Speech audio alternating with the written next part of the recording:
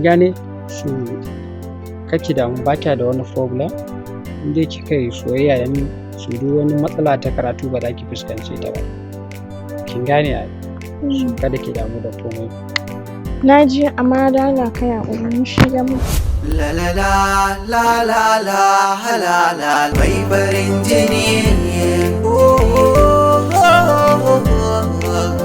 mai farin jini la la la la la la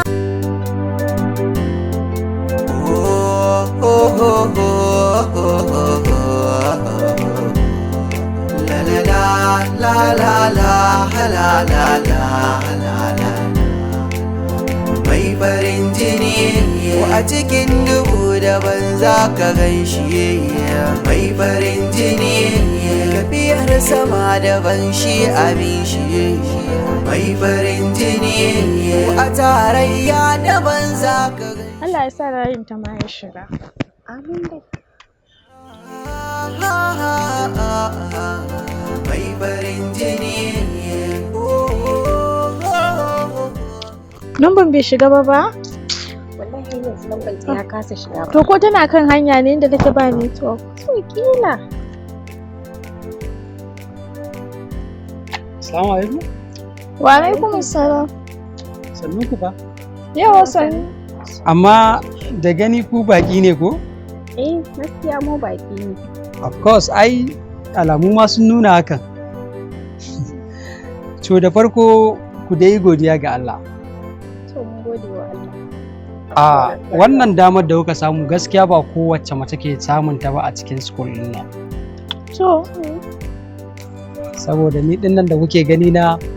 babana ne provost na makarantar nan. Wow, nice to meet you. Thank you. Amma wani course za ku karanta? Mass communication. Very good course. Ai course din nan yayi ni kenan ina da interest akan shi. Amma last year yan mass communication sun faɗi da yawa ko ba haka ba abokina haka ne ku dawo da shi bai waye ba baya magana sosai so kada ku damu tunda Allah ya sa kuka haɗu da ni so insha Allah duk wani challenge da wasu matsaloli na karatu ba za ku fuskance su ba a cikin makarantar nan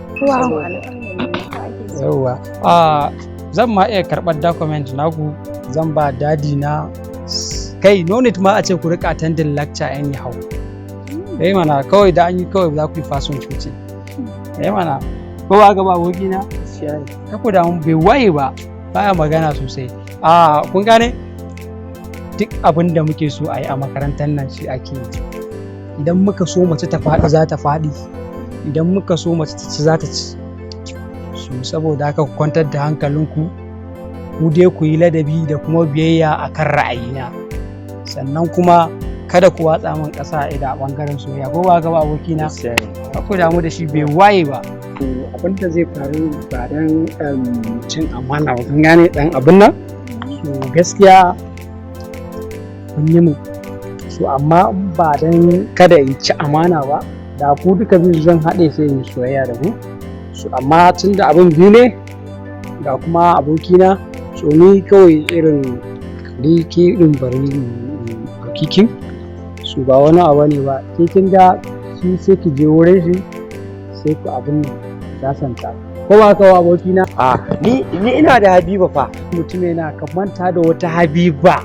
ka gane ka manta da ita kawai ka abin nan sai ki je can din ki gane su kake da ba kya da wani problem inda kika yi soyayya da ni su duk wani matsala ta karatu ba za ki fuskance ta ba kin gane a kada ki damu da komai na ji amma da Allah kai hakuri shi ga mu la la la la la la la la la a to sai me dama aka ce gida biyu maganin gobara kin gane dama fa ni ina da interest akan ki saboda kada dai cin amana biyo baya sai na ce ki fita so yanzu kawai sai mu sai ta ko ba ka ba jiyo daga ta malam